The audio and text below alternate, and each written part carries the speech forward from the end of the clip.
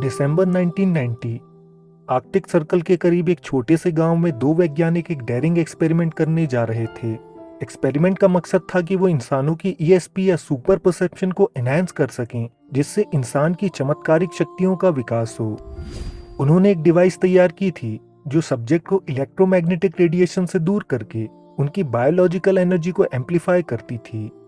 ये डिवाइस एक विशाल aluminium tube थी जिसके अंदर एक चेयर रखी हुई थी।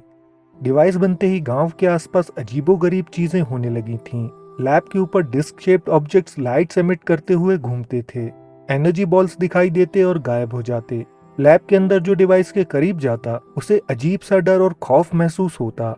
लोगों को डिवाइस के अंदर बिठाने के लिए मनाने में लंबा समय लगा।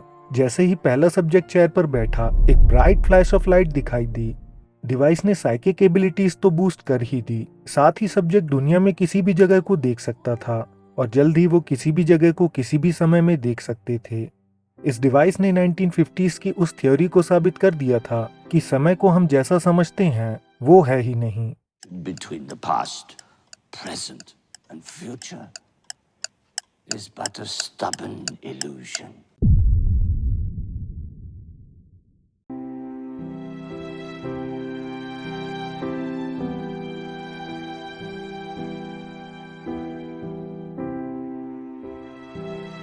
वो इंसान कंफर्टेबल नहीं था। वो जैसे जैसे उस चेम्बर के अंदर समय बिता रहा था वैसे वैसे उसे अजीब सा डर और खौफ महसूस हो रहा था। उसके अंदर से आवाज आ रही थी कि किसी भी कीमत पर इस डिवाइस में ना बैठे और तुरंत वहां से चला जाए। उसे नौजिया और सिकनिंग फीलिंग भी आने लगी थी। डॉक्टर ट्रॉफिनोव और काजना चीज जो इस एक्सपेरिमेंट के इंचार्ज थे, उन्होंने उससे कहा कि ऐसा महसूस होना काफी नॉर्मल है जब भी हम कुछ अननोन एक्सपीरियंस कर रहे हों। अब उस व्यक्ति के साथ साथ रशिया में कई और लोग भी इस एक्सपेरिमेंट में शामिल हुए और उन सब की फीलिंग्स सिमिलर पाई गईं। लेकिन जल्द ही ये फीलिंग्स बदलने लगी। खौफ और डर की फीलिंग शांति में बदल गई और सिकनेस की फीलिंग भी फेड हो गई। चमकती हुई एल्यूमिनियम ट्यूब में उस व्यक्ति की छवि अचानक गायब हो गई। फिर उसे दिखने लगा कि वो एल्यूमिनियम नहीं बल्कि ट्रांसपेरेंट ट्यूब है और फिर वो भी दिखना बंद हो गई। उस व्यक्ति को एक सनी डे दिखाई दिया। उसे चिड़ियों की आवाज सुनाई देने लगी और बच्चे आसपास खेलते हुए दिखाई देने लगे। जल्द ही उसे एक छोटा बच्चा स्कूल बैग लेकर अपने घर जाते दिखाई देने लगा। वो बच्चे के करीब गया तो उसे बच्चे के कपड़े और जूते जाने पहचाने से लगने लगे। फिर अचानक उसके हार्ट में एक झटका लगा क्योंकि वो बच्चा दरअसल वही इंसान था। वो समय में 30 साल पीछे जाकर खुद को ही देख रहा था। आसपास के इलाके को वो अच्छी तरह पहचान गया था और ये उसके पुराने घर का इलाका था। लेकिन तभी उसे एहसास हुआ कि वो बच्चा उसे देख रहा था। लेकिन ये कैसे संभव था? वो तो समय में 30 साल आगे जाकर पास्ट को देख रहा था। तभी उस बच्चे ने कहा, तुम कौन हो? ये सुनते ही एक झटके के साथ वो वापस अपने समय और एल्यूमिनियम ट्यूब के अंदर आ गया। ये एक्सपीरियंस और ऐसे ही दर्जनों एक्सपीरियंसेस इस स्टडी के केस नोट्स में डॉक्यूमेंटेड हैं और ये वाला किस्सा उन सबसे कम अजीब है।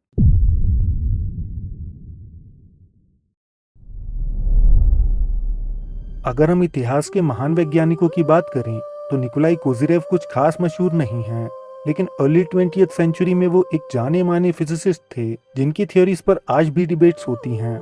कोजिरेव ने एस्ट्रोफिजिक्स में ऐसी थ्योरीज दी थीं जो उस दौरान तो रिजेक्ट हुई लेकिन आगे चलकर उन्हें सच पाया गया था। 1948 में उन्होंने दावा किया था कि मून में वॉल्केनिक एक्टिविटीज हैं। पहले साइंटिफिक कम्युनिटी ने इस क्लेम को रिजेक्ट कर दिया था, लेकिन अपोलो मिशन में मून की वॉल्केनिक एक्टिविटीज को ऑब्जर्व किया गया था और एस्ट्रोनॉट्स अपने साथ वॉल्केनिक रॉक्स भी लाए थे। कोजिरेव ने सितारों पर भी एक्सटेंसिव रिसर्च की थी। उन्होंने दावा किया था कि स्टार टॉर्शन फील्ड्स बनाते हैं। ये आइडिया कंट्रोवर्शियल था, लेकिन यही कोजिरेव के काम की बुनियाद रहा है। टॉर्शन का मतलब किसी ऑब्जेक्ट को ट्विस्ट करना होता है।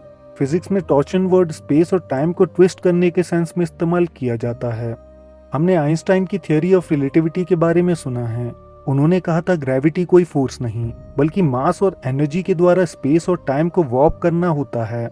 इसे अक्सर आपने रबर शीट एग्जाम्पल के द्वारा समझा है। रबर शीट हमारे स्पेस का फैब्रिक है। इसके बीच हम वेट रखते हैं जो कोई हैवी स्टार या प्लैनेट को रिप्रेजेंट करता है, जिससे शीट में एक कर्व तैयार होता है। अब उससे छोटे मासेस जब शीट पर छोड़े जाते हैं तब वो बड़े ऑब्जेक्ट के चारों ओर चक्कर लगाते हैं और यही जनरल रिलेटिविटी है। लेकिन आइंस्टाइन की कार्टेन थ्योरी इसको और अपग्रेड करती है, वो भी एक नए फीचर के साथ जो कि टॉर्शन है। रबर शीट या स्पेस और टाइम को कर्व ही नहीं बल्कि ट्विस्ट भी किया जा सकता है, और ये ट्विस्ट सब एटॉमिक पार्टिकल्स के मूवमेंट से संभव होता है। लेकिन कोजीरेव का कहना था कि टॉर्शन पार्टिकल्स की वजह से नहीं होता बल्कि खुद टाइम की वजह से होता है। मेन स्ट्रीम साइंस का मानना है कि स्पेस खाली जगह होती है, लेकिन कोजीरेव इस बात से सहमत नहीं थे। उनका कहना था कि एक इनविजिबल मीडियम मौजूद है जो पूरे ब्रह्मांड में समाया हुआ है। वो इसे ईथर कहते थे। ईथर का आइडिया प्राचीन काल से मौजूद है, लेकिन क्योंकि वैज्ञानिक उसे डिटेक्ट नहीं कर सकते, इसलिए उन्होंने मान लिया कि ईथर जैसी कोई चीज एग्जिस्ट नहीं करती। लेकिन बर्ड्स का हवा में उड़ना या मछली का पानी में तैरना ये दर्शाता है कि हर क्रीचर को मूव होने के लिए किसी मीडियम की जरूरत होती है। ठीक वैसे ही एक सितारे से आपकी धरती पर आने वाली रोशनी को भी मीडियम की जरूरत है। साइंस मानती है कि वो रोशनी नथिंग के थ्रू मूव होती है, लेकिन कोजीरेव का कहना है ये संभव ही नहीं है। जैसे किसी रॉकेट या प्लेन को आगे बढ़ने के लिए उसके पीछे किसी मीडियम की जरूरत है, उसके बिना पीछे लगाया हुआ फोर्स उन्हें आगे नहीं बढ़ा सकता। और कोजीरेव के अनुसार ये मीडियम ईथर था, और ये ईथर डायनामिक है जो हर एक चीज के साथ इंटरैक्ट करता है। टाइम कोई पैसिव डायमेंशन नहीं है, बल्कि टाइम के पास अपनी एनर्जी और स्ट्रक्चर होता है, और यही टाइम एनर्जी ईथर में फ्लो होती है और उससे इंटरैक्ट करती रहती है। जैसे एक मछली तैरते हुए पानी में वेव्स और रिपल्स क्रिएट करती है, ठीक वैसे ही टाइम ईथर में बहते हुए टॉर्शंस क्रिएट करता है। अब क्योंकि टाइम के पास स्ट्रक्चर और एनर्जी है, उसकी अलग अलग डेंसिटीज भी होती हैं। वो कभी तेज तो कभी धीरे बीतता है। टाइम की स्पीड बढ़ाई जा सकती है, उसे स्लो किया जा सकता है, और उसे रिवर्स भी किया जा सकता है। हम टाइम को एक नदी की तरह परसीव करते हैं, जहां समय का करंट हमें पास्ट से फ्यूचर की ओर ले जाता रहता है। लेकिन नदी जिस लैंडस्केप से बहती है उसे प्रभावित भी करती है। ठीक वैसे ही टाइम भी करता है। टाइम एनर्जी भी सब इन्फ्लुएंस करती है, जैसे ग्रेविटी और इलेक्ट्रोमैग्नेटिज्म। इसके साथ साथ फिजिकल मैटर, अर्थ, और वो लोग जो टाइम में रहते हैं। अब अगर हम नदी में एक बोट में बैठें और कुछ न करें तो रिवर करंट हमें आगे की ओर बहाता जाता है, लेकिन थोड़ी सी मेहनत से ही हम बोट को पैडल करके तेजी से आगे बढ़ सकते हैं, या फिर करंट के अगेंस्ट जाकर पीछे की ओर जा सकते हैं। कोजीरेव की माने तो टाइम भी एग्जैक्ट यही है। हम टाइम को सिर्फ प्रेजेंट मोमेंट में ही परसीव करते हैं, लेकिन हमारे पीछे गुजर चुकी नदी अभी भी वहां एग्जिस्ट करती है, और नदी का आने वाला हिस्सा भी एग्जिस्ट करता है। तो टाइम नदी की तरह हमेशा यही मौजूद है। पास्ट, प्रेजेंट और फ्यूचर एक साथ एग्जिस्ट कर रहे हैं। तो जब टाइम एनर्जी की टॉर्शन फील्ड्स ईथर में बनती हैं, वो इन्फॉर्मेशन इंस्टेंटली ट्रांसमिट होती है पास्ट, प्रेजेंट और फ्यूचर में एक साथ। और कोजीरेव ने इसे प्रूव कर दिया। कोजीरेव ने टेलीस्कोप के जरिए एक स्टार को देखा। अब एक स्टार जो 10,000 लाइट ईयर्स दूर है, उसकी लाइट यहाँ पहुंचने में 10,000 ईयर्स लगने चाहिए, लेकिन कोजीरेव ने उस स्टार का टॉर्शन डिटेक्ट किया 10,000 लाइट ईयर्स दूर बैठे हुए। ये लाइट 10,000 लाइट ईयर्स पहले की थी, क्योंकि अब वो स्टार वहां एग्जिस्ट नहीं करता है। तो कोजीरेव ने कैलकुलेट किया क्या स्टार के पास में टॉर्शन था, उन्हें टॉर्शन मिला। फिर उन्होंने कैलकुलेट किया कि वो स्टार फ्यूचर में कहाँ होगा, उन्हें वहां भी टॉर्शन मिला। तो कंक्लूजन निकला कि समय एक साथ एग्जिस्ट करता है। पास्ट और फ्यूचर बस एक मेटाफोर हैं। यही इंटरेक्शन टाइम और हमारे ब्रेन के बीच होता है, तब हमें भविष्य के विजन्स और इंट्यूशंस आते हैं। ये सिंपली फ्यूचर की झलक से मिली हुई इंफॉर्मेशंस होती हैं।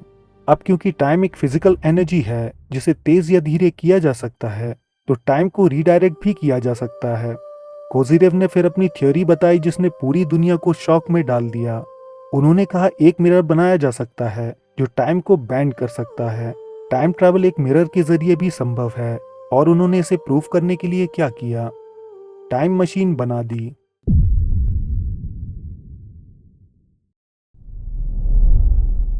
निकोलाई कोजीरेव के अनुसार टाइम एक एनर्जी है। लाइट जो कि एक इलेक्ट्रोमैग्नेटिक एनर्जी है, वो मिरर के जरिए रीडायरेक्ट होती है।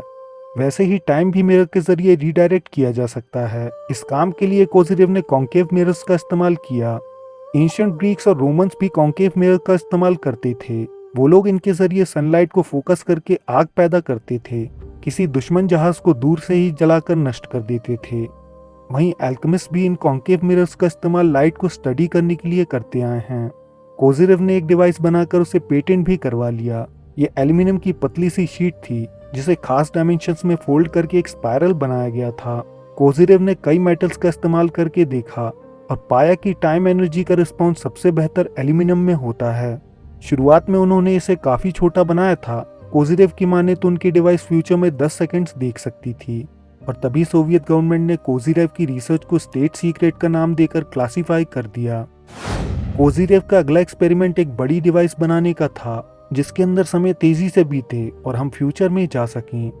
अब हैरानी की बात है कि नॉस्ट्राडामस के पास मेटल एग नाम की एक डिवाइस थी जो कॉनकेव मिरर्स से बना हुआ एक ऐसा ही ट्यूब था और नॉस्ट्राडामस अपनी प्रिडिक्शन से कांच के बोल को देखकर देते थे जिसमें पानी भरा होता था और एक bowl of water concave mirror ही होता है। लियोनार्डो दा विंसी ने भी अपनी बुक में मिरर चेम्बर स्केच किया जिसकी 8 वॉल्स मिरर की बनी हुई थी।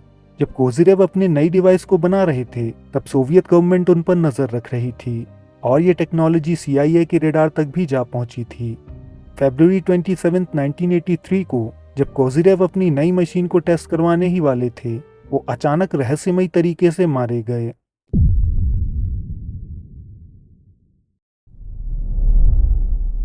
CIA का प्रोजेक्ट स्टारगेट अब सीक्रेट नहीं रहा, जहां स्पाइस को बिठाकर रिमोट व्यूइंग कराई जाती थी। उनसे कोई सीक्रेट छुपाना इतना आसान नहीं था। वहीं दूसरी ओर सोवियत गवर्नमेंट भी पैरासाइकोलॉजी और साइकिक फिनोमेना में काफी इन्वेस्ट कर रही थी और इन अटेम्प्ट्स में सोवियत कुछ ज्यादा ही सक्सेसफुल थे। जिस प्रोजेक्ट की बात हमने शुरुआत में की वो भी सक्सेसफुल था। इस सीक्रेट प्रोग्राम की शुरुआत दिसंबर 1990 में institute of experimental medicine of the academy of sciences में हुई थी। ये डिवाइस साइबेरिया के डिक्सन की फैसिलिटी में इंस्टॉल की गई। इस डिवाइस का नाम कोजिरेव मिरर था क्योंकि ये उन्हीं की रिसर्च पर बेस्ड मॉडल था। ये एल्यूमिनियम का स्पाइरल स्ट्रक्चर था जिसे कोजिरेव के बताए गए डायमेंशंस के अनुसार तैयार किया गया था। मशीन इंस्टॉल होते ही आसपास के इलाके में अजीबोगरीब घटनाएं होने लगी जिसकी डिटेल्स आपको cosmic consciousness of humanity book में मिलेंगी। ये बुक इन्हीं एक्सपेरिमेंट के बेस पर लिखी गई है। डिवाइस के चारों ओर एक इंटेंस फील्ड थी जिससे खौफ जैसी फीलिंग आती थी। यूएफओस इस डिवाइस के एरिया में हवर करने लगे थे जिन्हें पार्टिसिपेंट्स के अलावा पूरे गांव ने महीनों तक देखा था। ये सब घटनाएं डिवाइस में एंटर होने से पहले ही होने लगी थीं। यही वजह है कोई इसके अंदर नहीं जाना चाहता था, लेकिन फिर हिम्मत जुटाकर उन्होंने अंदर जाने का फैसला किया। अब एक्सपेरिमेंट की शुरुआत कुछ इस तरह हुई। डिक्सन लैब में एक ऑपरेटर बैठा था। दूसरा ऑपरेटर वहां से 1400 मील की दूरी पर ऐसी ही डिवाइस में बैठा था। ऑपरेटर से कहा जाता था वो एक सिंबल पर फोकस करे और मेंटली वो सिंबल दूसरे ऑपरेटर को भेजे। 30 से 40% टाइम्स दूसरा ऑपरेटर सही सिंबल गैस करने में कामयाब हो रहा था। ज्यादा सक्सेस रेट उस दिन मिलती थी जब सोलर एक्टिविटी ज्यादा होती थी। लगता था अर्थ की मैग्नेटिक फील्ड से कोई ना कोई कनेक्शन हमारी कॉन्शियसनेस का है। कोजिरेव ने भी कहा था कि सन स्पॉट्स और सोलर वेव्स टॉर्शन फील्ड बनाते हैं जिसका इफेक्ट दूर दूर तक होता है। अब एक्सपेरिमेंट को अपग्रेड किया गया। 2 लोगों को अलग लोकेशंस पर बैठकर विजुअलाइज करना था कि वो सिंबल्स को अर्थ के मैग्नेटोस्फेयर में भेज रहे हैं। 5000 लोग देश के अलग अलग कोने में बैठकर ये एक्सपेरिमेंट करने लगे।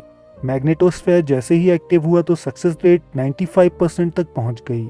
ये देखकर सोवियत साइंटिस्ट तो शॉक थे ही, लेकिन CIA भी शॉक था जो इन पर नजर रख रहा था। पार्टिसिपेंट्स ने कोजिरेव डिवाइस के अंदर लंबे समय तक बैठना शुरू किया और तरह तरह के अनुभव किए। इस स्टडी में पाया गया कि 90% लोगों ने हवा में उड़ने का अनुभव, आउटर स्पेस में घूमने का अनुभव, स्पेस में एलियंस को देखने का अनुभव और UFOs को देखने का अनुभव किया। लेकिन लंबा समय अंदर बिताने पर एक अलग फिनोमिनन हो रहा था। सिंबल्स को विजुअलाइज करते ही वो रियल लाइफ में मैनिफेस्ट होने लगे थे। ये ग्लो करने वाले सिंबल्स रूम के अंदर चारों ओर घूमने लगते थे। 2000 अलग अलग सिंबल्स को रिकॉर्ड किया गया जिनमें से 80% सिंबल्स एंशिएंट कल्चर्स के थे और सबसे ज्यादा सिंबल्स एंशिएंट सुमेरियंस से मैच हुए। जिन लोगों ने ये एक्सपेरिमेंट किए थे उनका कहना था कि उन्हें मिरर के बाहर आने के बाद लंबे समय तक इसके इफेक्ट्स थे। वो बहुत जल्दी सोच पा रहे थे, एग्जाम्स में अचानक बेहतर परफॉर्म कर रहे थे, उनकी मेमोरी कैपेसिटी बढ़ चुकी थी, वो ज्यादा क्रिएटिव हो गए थे और कुछ लोगों की तो लाइलाज बीमारियां भी ठीक हो गई थीं। दोनों साइंटिस्ट को लगा कि इस डिवाइस के जरिए लोगों को अपग्रेड किया जा सकता है, लेकिन सोवियत्स और CIA का मानना था कि इसका इस्तेमाल गलत लोग भी कर सकते हैं और तब भी बड़ी मुसीबत हो सकती है। दूसरी समस्या ये थी कि जब लोग कोजिरेव मिरर में होते थे तब वो अकेले नहीं होते थे।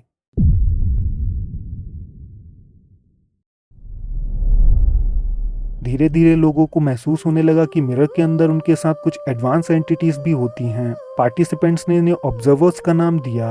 उन्होंने बताया वो ह्यूमनॉइड फिगर्स थे लेकिन ह्यूमंस नहीं थे। वो काफी ब्राइट थे जैसे लाइट के बने हों और कोई उनके फीचर को देख नहीं पाता था। उन्होंने कई बार पार्टिसिपेंट्स के साथ इंटरैक्ट भी किया। एक पार्टिसिपेंट ने तो उस एंटिटी से बात की। उसके सामने कोई एंटिटी खड़ी थी जिसका चेहरा साफ नजर नहीं आ रहा था। फिर उसने कहा कि तुम्हारा प्लैनेट खतरे में है और सफर कर रहा है। उस एंटिटी ने कहा अर्थ में एक बड़ा डिजास्टर होने वाला है। पार्टिसिपेंट ने उससे पूछा कब। उसने कोई जवाब नहीं दिया। बाकी लोगों के तरह तरह के अनुभव थे। कुछ अपनी लाइफ को मूवी की तरह देख सकते थे तो कुछ इंटरैक्ट भी कर सकते थे। लोगों ने फेमस हिस्टोरिकल इवेंट्स भी देखे थे। I saw a face. It was not of a human. I was scared. I closed my eyes. I wanted to sleep, but suddenly felt somebody touching my hand. My body shivered with fear. I saw shining lights. Then I heard a voice. Who are you and what you want? I said I want to meet you. I remember one word of the answer. Leave. इस research में Soviet government ने scientist को support किया था। वैसे में CIA ने इस पूरी रिसर्च को फॉलो किया था। CIA ने यह बात मानी कि उन्होंने खुद कोजिरेव मिरर पर अपनी रिसर्च की थी। उनके पास रिसर्च डॉक्यूमेंट था जिसमें कोजिरेव मिरर्स और ह्यूमन साइकिक एबिलिटीज को इनहेंस करने के लिए उसके इस्तेमाल की डिटेल्स दी गई थीं। लेकिन वो डॉक्यूमेंट अनगिनत रिक्वेस्ट के बाद भी क्लासिफाइड ही है।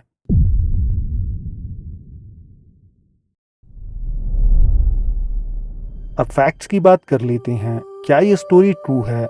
निकोलाई कोजिरेव ने सच में टॉर्शन फील्ड के इस्तेमाल से मिरर टाइम मशीन बनाई थी और उनकी मौत उससे टेस्ट करने से ठीक पहले हो गई। मेन स्ट्रीम साइंस कोजिरेव मिरर्स को फेक मानती है, वहीं दूसरी ओर बड़ी सीक्रेट गवर्नमेंट एजेंसीज उन पर यकीन करती है। दोनों साइंटिस्ट के एक्सपेरिमेंट डिटेल्स और कोजिरेव मिरर बनाने का फॉर्मूला उस बुक में मेंशन्ड है और इसे बनाना मुश्किल भी नहीं है। उन्होंने कई इंटरव्यूज दिए हैं और आज भी उनका दावा यही है कि बुक में लिखी हर एक बात एकदम सच है। वो झूठ बोल भी नहीं सकते थे क्योंकि शुरुआत में उन्हें सोवियत गवर्नमेंट ने फंड किया था और उनसे झूठ कहना अपनी मौत को दावत देने के बराबर होता है। कोजिरेव एक प्रतिष्ठित वैज्ञानिक थे जिन्होंने कई ऐसी थ्योरीज दी जो आगे चलकर साइंस ने सही पाई। उन्होंने अपनी पूरी लाइफ में कभी कोई होक्स लेजेंड या फिर फेक दावे नहीं किए थे। 2023 में ये बात भी साबित हो गई कि टाइम दरअसल लीनियर नहीं है। ट्रॉफिमोव ने कोजिरेव मिरर का इस्तेमाल भविष्य में होने वाले अर्थक्वेक्स को देखकर उन्हें प्रिडिक्ट करने के लिए भी किया था। हैरानी की बात है कि जियोलॉजिस्ट अर्थक्वेक प्रिडिक्ट करते हैं तो उनकी एक्यूरेसी 8% की होती है, लेकिन ट्रॉफिमोव ने कोजिरेव मिरर के इस्तेमाल से जो प्रिडिक्शंस दी थी वो 61% एक्यूरेट पाई गईं। उनका दावा है कि कोजिरेव मिरर से आने वाली आपदाओं को देखा जा सकता है, हीलिंग की जा सकती है, एजिंग को स्टॉप किया जा सकता है, गैलेक्सीज को स्टडी किया जा सकता है। दोनों साइंटिस्ट का कहना है कि ये टेक्नोलॉजी घर घर पहुंचनी चाहिए, ना कि एलीट ग्रुप्स के हाथों में या फिर सीक्रेट गवर्नमेंट प्रोग्राम्स में। और अगर हम इसे ठीक तरह से इस्तेमाल करना सीख जाएं तो ह्यूमैनिटी एक जायंट लीप ले सकती है। आज के एपिसोड में बस इतना ही। वीडियो पसंद आया हो तो लाइक करें, कमेंट्स में अपनी राय दें। अगर आप चाहें तो हमारे चैनल को सब्सक्राइब करके ऑल नोटिफिकेशंस ऑन कर सकते हैं। हम जल्द आपसे एक नए एपिसोड के साथ मिलेंगे। धन्यवाद।